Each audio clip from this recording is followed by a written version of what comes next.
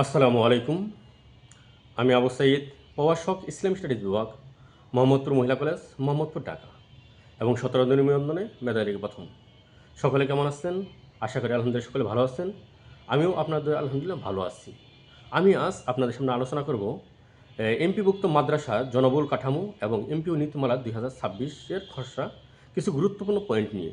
আপনারা সকলে অবগত আছেন আজ মাদ্রাসার জনবল কাঠামো এবং এমপিও নীতিমালা 2026-এর খসড়া প্রকাশ করা হয়েছে, যেখানে কিছু গুরুত্বপূর্ণ বিষয় রয়েছে সেগুলো সম্পর্কে আলোচনা করব। দাখিল মাদ্রাসা, আলিম মাদ্রাসা, ফাজিল মাদ্রাসা এবং কামিল মাদ্রাসা।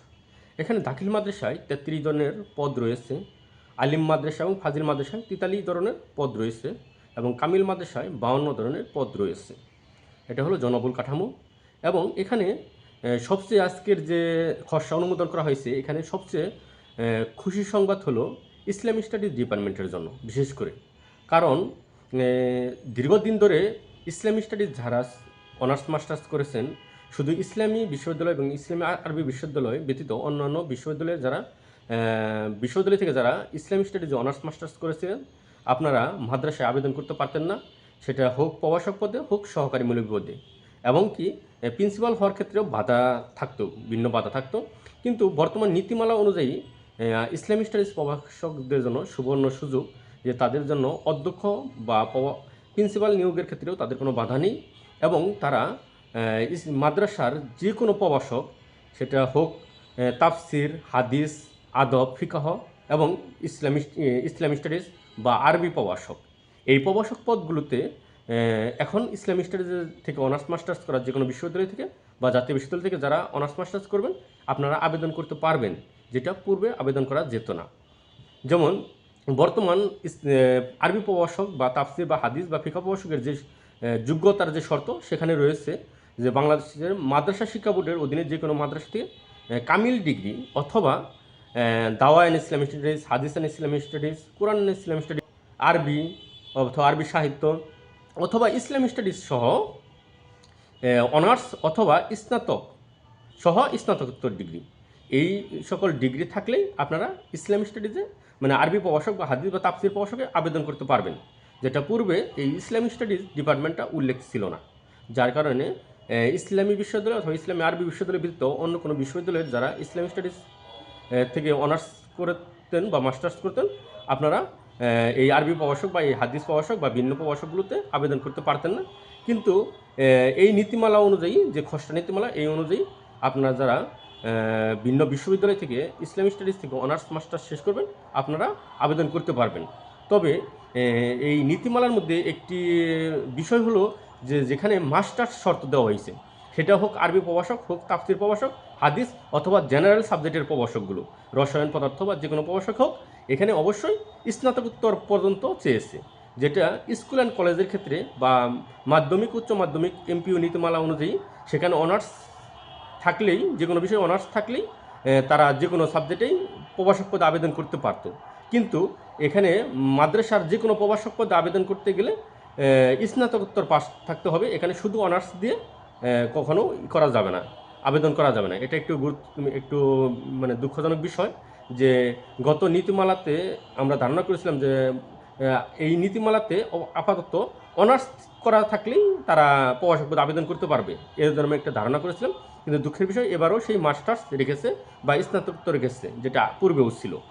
আর এটা ছিল আরবি প্রভাষক। কিন্তু ইসলামিক স্টাডিজের ক্ষেত্রে সুবর্ণ সুযোগ যে আপনাদের জন্য, যে আপনারা অনেক একটা সেক্টর বেড়ে গেল, যেখানে ফাজিল মাদ্রাসায় প্রতিটা সাবজেক্টে, যেমন দাওয়ান ইসলামিক স্টাডিজ, হাদিস ইসলামিক স্টাডিজ বা প্রতিটা সাবজেক্টে 2 জন করে প্রভাষক নিয়োগ দেওয়া যায়, সেই ক্ষেত্রে আপনারা আবেদন করতে পারবেন। এবং আলিম মাদ্রাসায় প্রতিটি সাবজেক্টেই আপনারা আবেদন করতে পারবেন, সেটা হোক তাফসির, হোক ফিকাহ, হোক আদাব, হোক আরবি সাহিত্য। এখন আসবো আমরা সহকারী মৌলভী পদের জন্য। সহকারী মৌলভীতে আগে যারা ইসলাম বিশ্ববিদ্যালয় অথবা ইসলাম আরবি বিশ্ববিদ্যালয় ব্যতীত অন্য কোনো বিশ্ববিদ্যালয়ের যারা আছে, তারা ইসলামিক স্টাডিজ থেকে পাশ করে তারা আবেদন করতে পারতো না। কিন্তু বর্তমান নীতিমালা অনুযায়ী তারা সহকারী মৌলভীতেও আবেদন করতে পারবে, সহকারী মৌলভীতেও আবেদন করতে পারবে। কিন্তু এখানে সহকারী মৌলভী আবেদনের ক্ষেত্রে একটু মানে শর্তে, মানে আবেদনের যোগ্যতার ক্ষেত্রে একটু অস্পষ্টতা রয়েছে। এখানে আসলে ফাজিল দ্বারা আবেদন করা যাবে কিনা এই বিষয়টা আসলে স্পষ্ট বোঝা যাচ্ছে না। কারণ পূর্বে সহকারী মৌলবীর ক্ষেত্রে ফাজিল পাসটা উল্লেখ থাকতো, কিন্তু এই নীতিমালাতে ফাজিল পাসের বিষয়টা উল্লেখ নেই, যেখানে দশম গ্রেডের ক্ষেত্রে বিএমএড ডিগ্রি সহ কামিল পাস এবং দাওয়ান ইসলামিক স্টাডিজ, হাদিসান ইসলামিক স্টাডিজ, আরবি বা ইসলামিক স্টাডিজ থেকে স্নাতক বা স্নাতকোত্তর পাস, এই শর্তগুলো দেওয়া হয়েছে। কিন্তু শেষে এই স্নাতক পাস বা 3 বছরের সম্মান পাস এরকম উল্লেখ করা রয়েছে। তবে এটা আসলে স্পষ্ট নয় যে এখানে ফাজিল দ্বারা করা যাবে কিনা। এটা আসলে পরিপূর্ণ খসড়া নীতিমালা প্রকাশ হলে বোঝা যাবে, কারণ এখানে স্নাতক বা সমমান এই কথাটাও উল্লেখ নেই। বিশেষ করে সহকারী মৌলবী কোরআন, হাদিস, আদব বা আরবির ক্ষেত্রে। কিন্তু সহকারী মৌলবী কারি এটার ক্ষেত্রে অবশ্যই ফাজিলটা উল্লেখ রয়েছে। কারি যেটা সেটার ক্ষেত্রে ফাজিল উল্লেখ রয়েছে, কিন্তু বাকিগুলোতে ফাজিল উল্লেখ নেই। সেই ক্ষেত্রে এখানে আসলে ফাজিল দ্বারা করা যাবে কিনা এই বিষয়টা এখনও স্পষ্ট না।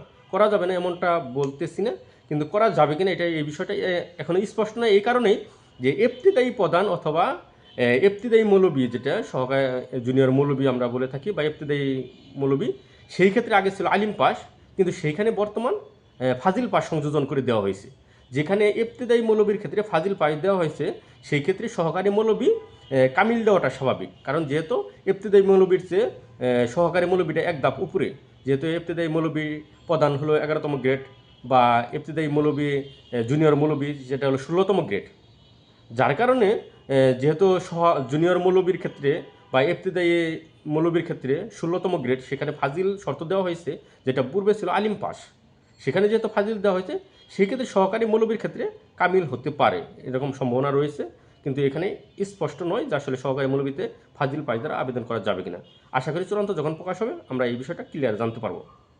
তবে সবচেয়ে বড় দুঃখের বিষয় সেটা হলো যে পূর্বে আলিম পাস দিয়ে জুনিয়র মৌলবী বা ইবতিদায়ী প্রধান এগুলো আবেদন করা যেত, কিন্তু বর্তমানে আর ফাজিল পাশের নিচে এগুলোতে আবেদন করা যাবে না। সেই ক্ষেত্রে জুনিয়র মৌলবীর ক্ষেত্রেও আপনাকে ন্যূনতম ফাজিল পাস করতে হবে, তাহলেই জুনিয়র মৌলবীতে আবেদন করতে পারবেন। এমনকি জুনিয়র শিক্ষক বাংলা, অঙ্ক, ইংরেজির ক্ষেত্রেও একই শর্ত, যেখানে স্নাতক বা স্নাতকোত্তর পাস করতে হবে, স্নাতকের নিচে হবে না, মানে আর ইন্টার পাশে হবে না। বর্তমানে ন্যূনতম স্নাতক পাস করতে হবে। এগুলো ছিল শর্তের ক্ষেত্রে। আর সবচেয়ে বড় একটা সুযোগ হলো বা এই নীতিমালার মধ্যে একটি সুখবর হলো উচ্চতর ডিগ্রির ক্ষেত্রে। যেমন পূর্ব ছিল যে প্রথমে 10ম গ্রেডে যাওয়ার পরবর্তী 10 বছর পরে উচ্চতর গ্রেড পাওয়া যেত, কিন্তু বর্তমান নীতিমালা অনুযায়ী এমপিইউ বা জয়নিং থেকেই তারা 10 বছর পূর্ণ হলেই একটা উচ্চতর স্কেল পাবে, এবং পরবর্তী 6 বছর হলে আর একটা উচ্চতর স্কেল পাবে। তাহলে একজন শিক্ষক জীবনে 2টি উচ্চতর স্কেল পাবে। সহকারী শিক্ষক যারা বা সহকারী মৌলবী যারা, তারা 2টি উচ্চতর স্কেল পাবে। সেই ক্ষেত্রে পূর্বে ছিল 10ম গ্রেডের পরে 10 বছর, কিন্তু বর্তমান নীতিমালা অনুযায়ী আপনার জয়নিং বা এমপিইউ থেকে 10 বছর হলেই আপনারা উচ্চতর গ্রেড পাবেন, এবং পরবর্তী স্কেলটা পাবেন পরবর্তী 6 বছর পরে, এবং চাকরি জীবনে 2টি উচ্চতর স্কেল পাবেন। আশা করি আপনারা বুঝতে পেরেছেন। তারপরেও যদি আপনাদের কোনো বুঝতে সমস্যা হয় বা কোনো জানার থাকে, তাহলে অবশ্যই কমেন্ট বক্সে জানাবেন, আমি উত্তর দেওয়ার জন্য চেষ্টা করব। আর পরবর্তী আপনারা কী সম্পর্কে ভিডিও পেতে চান তা কমেন্ট বক্সে জানাবেন। আর যদি আপনাদের এই ভিডিওটা ভালো লেগে থাকে তাহলে অবশ্যই লাইক, কমেন্ট এবং শেয়ার দিয়ে পাশে থাকবেন। আর যারা 19তম নিবন্ধনের জন্য প্রস্তুতি নিতেছেন, আশা করি মার্চ এপ্রিল মাসেই 19তম সার্কুলার হয়ে যাবে ইনশাল্লাহ। বিশেষ করে সহকারী শিক্ষক ইসলাম শিক্ষা এবং প্রভাষক ইসলাম শিক্ষা পদের জন্য অচিরেই আমার অনলাইন কোর্স চালু হবে, এবং বইগুলো চূড়ান্ত সিলেবাস প্রকাশিত হলে বইগুলো পাবেন ইনশাল্লাহ। সকলে ভালো থাকবেন, সুস্থ থাকবেন, সকলের জন্য শুভকামনা রইল। আসসালামু আলাইকুম।